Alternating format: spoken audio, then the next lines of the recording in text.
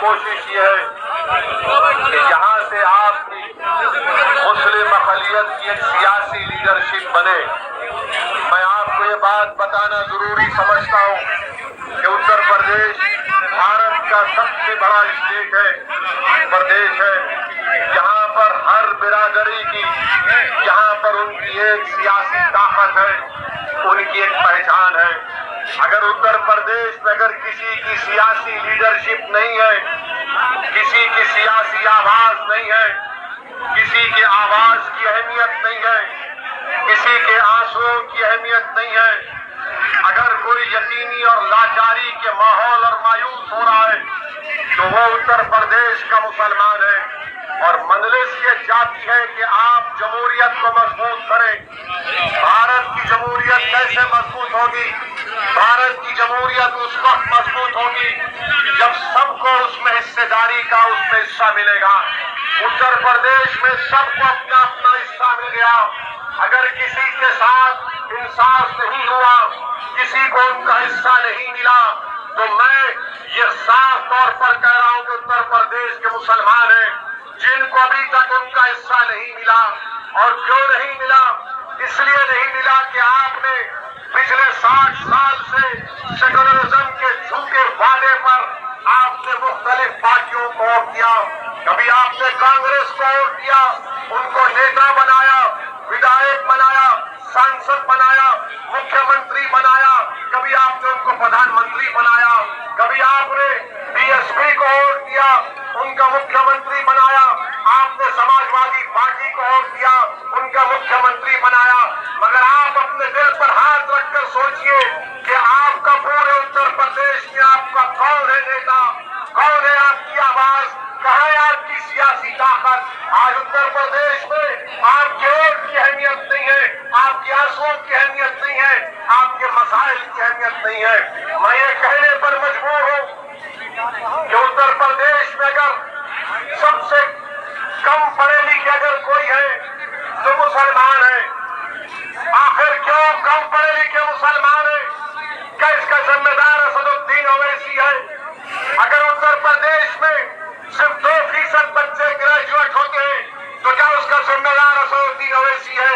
उत्तर प्रदेश में मुसलमान out of school children है, जो स्कूल के बाहर है, जिनकी उम्र स्कूल में तालीम हासिल करने की है, वो 60% है। उसका जिम्मेदार कौन है? उसका जिम्मेदार असदुद्दीन ओवैसी है।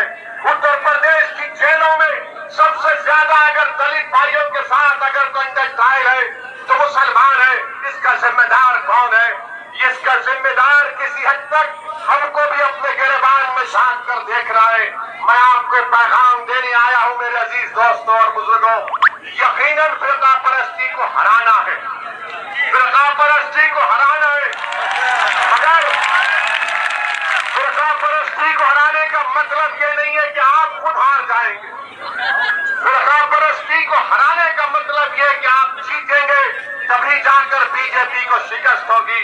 अगर रुदौली से मजलिस का उम्मीदवार एमएलए विधायक बनेगा तो यकीनन बीजेपी को यहाँ पर शिकस्त दे पाएंगे। मेरे अजीज दोस्तों और बुजुर्गों, रुदौली में मैं यहाँ पर खड़े होकर दिल की अमीर गहराइयों से हमारे इश्तियाक अहमद साहब एक एमएलए हुआ करते थे, भट्टी समाज से उनका ताल्लुक था, मैं उनको खराज अकीदत पेश करता हूँ।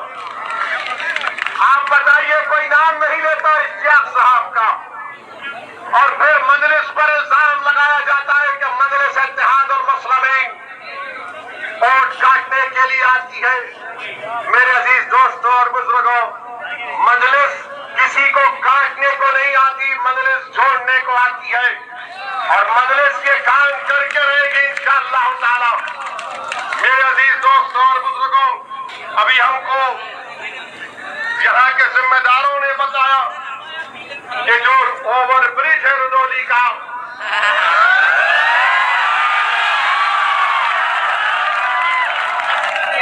अब आप जाकर समाजवादी के लोगों से पूछेंगे ओवर ब्रिज क्यों नहीं बना 2 साल से,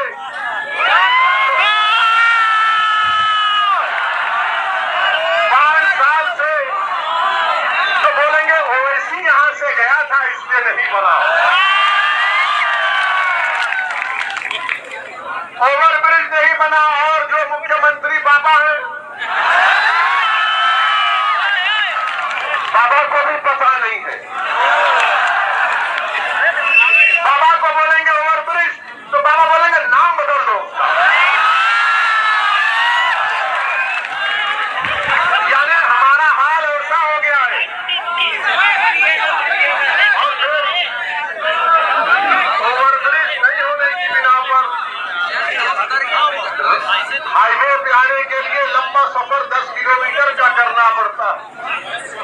और दूसरी बात यह है कि यहाँ पर जो कम्युनिटी हेल्थ सेंटर है माशाल्लाह खंडेर में तब्दील हो चुका है।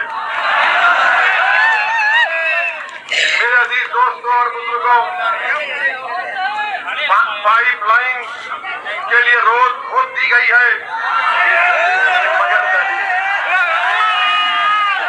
ये विकास हो रहा है बाबा के दौर में।